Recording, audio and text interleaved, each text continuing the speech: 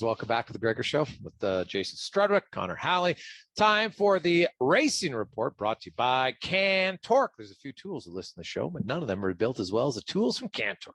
Check them out at cantorque.com as Colin Livingston joins us once again. And Colin had the opportunity to be at the F1 live for the first time in my life this past weekend in Montreal. A well-oiled machine as far as the presentation of everything. It was a little bit wet for qualifying, but then on race day it dried off and everything was good to go. It was exciting. There was some passing. It was exciting, I think, more so because Leclerc had to start from 19th, so he moved up a lot.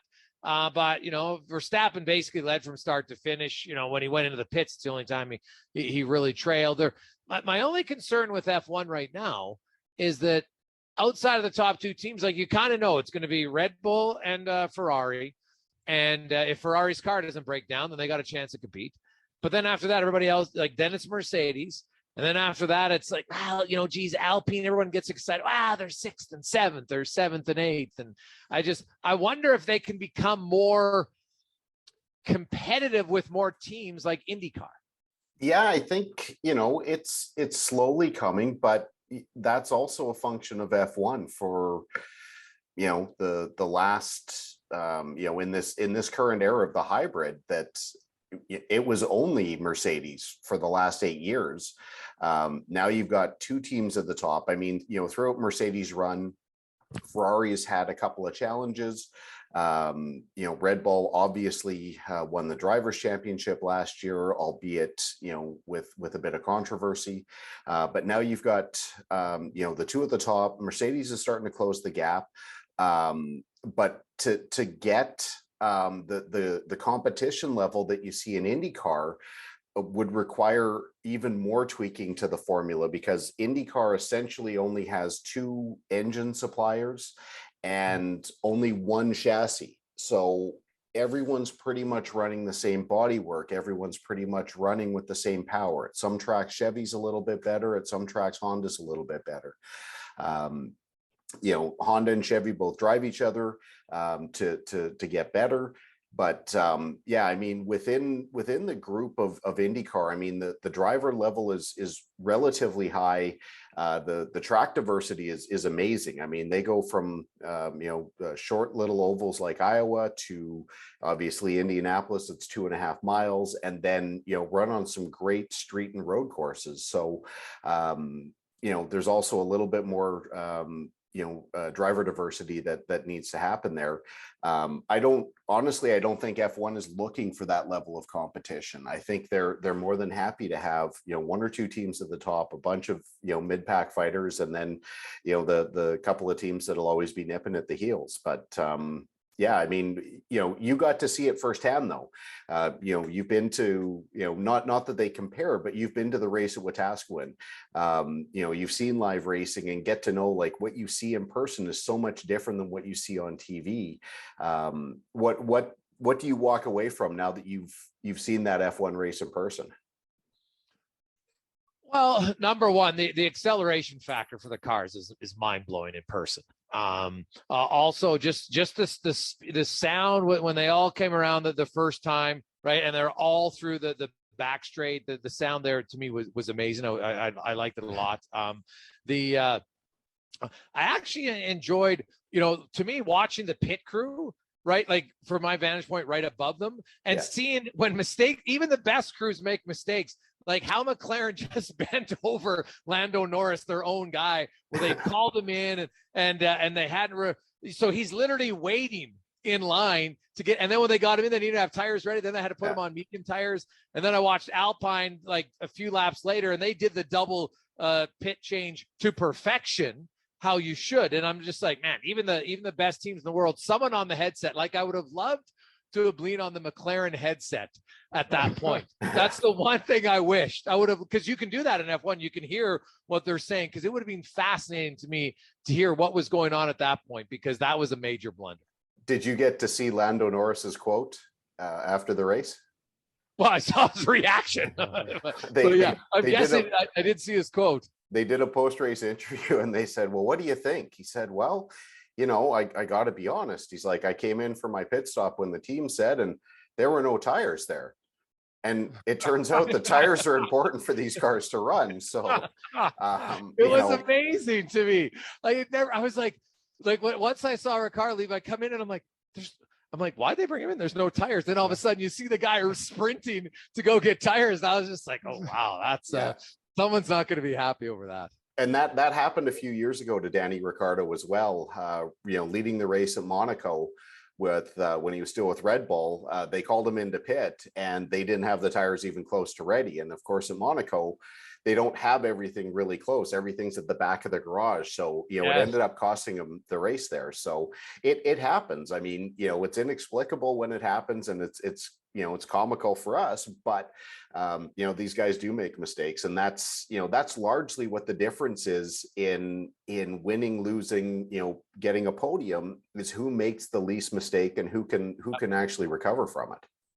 Well, it happened with Leclerc in Monaco this year, right? When he came in the pits and he had to wait. And that basically cost him. And then he came out, he was fourth, and then you can't pass on that track. I will say, what I liked about it? The track in Montreal, there was a lot of areas to pass. When you're coming near the end of lap one, there was lots of passes in the final turn, and then there was lots of passes on different areas of the track. So that was one thing that I really appreciated. The only thing I didn't like from my vantage point sitting in the paddock club was there wasn't a TV so you had people in the grandstands who could see the race live, but then there was a TV showing every other part of the track, right? So they were following the people on the track, so you could see the passes. There wasn't that on the paddock. You had to turn around and literally walk in to see it. So that was my only. If there's one thing that I would change, is to say, well, put a TV on the other side so then all the people can see it, because that makes it more entertaining. Well, yeah, I mean, Octane has done a really good job. I think they did a great job when they had the Edmonton Indy, and I was fortunate enough to have a suite during those races, and they had TVs everywhere, and they were basically the same suites that they use in like the temporary suites that they use in Montreal. They moved them out for that. So I haven't actually got to see what the Paddock Club suites are like. Those are, they're a permanent structure now. So I'm really surprised that they don't have that easy access for you. But little thing that most people won't know and you don't see on TV is the boat ride you have to take to get there. Well, it's one of them you have to take. It's kind of an option, but you're able to walk. And the walking was way quicker than the boat ride. So I wouldn't, we walked literally right by the lineup to the boats. And I was like, why are you people waiting in line here to take a boat that you could literally just walk basically 400 yards to get to? So that part I found quite comical, actually. Yeah. I was already, I have my first beer and people were still sitting on the boat. So that was there you go. Yeah. Maximize volume. Hey. As we're joined by Colin Livingston for the CanTorque Racing Report, we talk all the time, or you do. We talk about the driver's skill. We talk about the cars that are rated up in F1. But I'm interested to know, like, how much maneuvering is there behind for like the pit crew and the engineer? Like, do those guys ever become free agent? Let's say, one of your also ran teams, do they try to steal the top mechanic or whatever, an engineer on the other side to try to even out, or do those things not happen? No, there's a lot of movement between the teams, but the Concord agreement and the structure of F1 is that there needs to be, and I can't remember what they call them. I think they call them gardening holidays, so that anyone that's of any importance to a team can't go to work immediately for another team. They basically have to take a leave of absence for like 6 months. And I'm making up the timeline because I don't really know, but so that if they have any, intellectual property, if they have any technical knowledge, if they have something that's proprietary to the team, that's not going to be relevant when they go to their new team. So they, there is a little bit of protection there, but yeah, absolutely. I mean, Red Bull went absolutely hog wild on Mercedes engine department last year, knowing that they were going to be starting there or taking over the Honda engine department this year. So there's a lot of those people who've been sitting on the sidelines that are going to start going to work with those guys. But yeah, there's a lot of crossover for sure. Colin, now we move to NASCAR, and some sad news. Brutton Smith passed away yesterday. He was a legendary promoter and track owner. I think he was the head of Speedway Motorsports. They owned like 11 tracks, and they host all these different NASCAR races. So that's obviously a big loss in the NASCAR kind of on the racing thing. But I do want to get your thoughts on Pinty's, because you guys were you made your debut in just outside of St. John's at the Eastbound International Speedway in Avondale coming up here this weekend. What do you know about the track, and how different is this track going to be, or how similar is it to the other ones you've raced on? Well, that's the fun part. I'm actually in St. John's right now. So you can't see what I'm looking at, but I have St. John's Harbor just out my window of the hotel here. So it's pretty cool. We don't get that in Wetaskiwin or in Saskatoon for sure. The track is really, really unique. I'm excited to get out there. I got to spend lunch today with our transporter driver, Ron Hall, another guy that, a very unsung hero, the guy that, he's going to travel literally across the country and back this year, that most people will never hear of. And, of course, there's one of those guys on almost every team, but the track is 3/8 of a mile. So it's a fairly long track by our standards for an oval. Decent amount of banking apparently in the corners. I thought it was pretty flat, but they build it up. Now, the unique thing about Eastbound is our front straightaway also doubles as a drag strip. So that part is completely flat. When you get into the corners, you start driving onto banking. So it's going to be a real unique sensation for the drivers. And these corners are huge. Like, we're in the corner for so long. You're really going to need to make sure that your car is set up. Like, the teams who can make that adjustment from flat to banking, they're going to get up to the top of the timesheets pretty quick. And apparently, pardon me, on the back straightaway, there's a little hump about halfway down. So yeah, it's going to be crazy. When you go through turns 3 and 4, there's banking, but as you exit turn 4, the banking goes away. So you're really going to shoot to the outside, really, really make passing difficult. If you set somebody up, in say turn 3, if you don't have that pass completed, it's going to make things really, really interesting. But very, very few of our drivers have been out here. A couple guys came out and did some late model racing. So it's all brand new to all of us, and we'll find out who can adapt the quickest. But there's a lot of buzz here in the town. I mean, there's festivals going on. There's parties everywhere. Up and down George Street, there's lots of welcome race fans banners. So yeah, I think Mike James and the guys out here are going to put on a good show, and we're going to do our part. So when you talk about the challenges of that track, and you have 22 cars entered, does that make it more or less likely that people will be able to pass with that many cars on the track? Well, what's going to happen is there's going to be, probably 6, 8, 10 that are going to be moderate, like they're going to be competitive and will be running up front.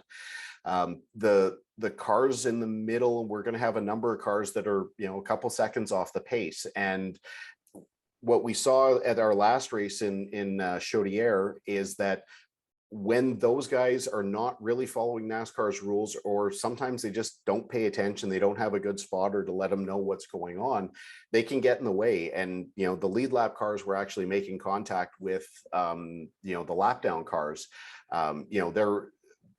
When they're getting lapped for the first time, they have every right to try and fight for their position to stay on the lead lap. But after that, it gets a little bit silly to try and keep fighting and holding up the leaders. But they provide a bit of an opportunity. If your car's handling really well on the inside and NASCAR tells these guys to go to the outside, they become a bit of a pick, and you can use them to your advantage. You really have to plan it out, and it's something that between driver and spotter, if you time it the right way, you can really make up a lot of time and gain a lot of ground on the rest of the field.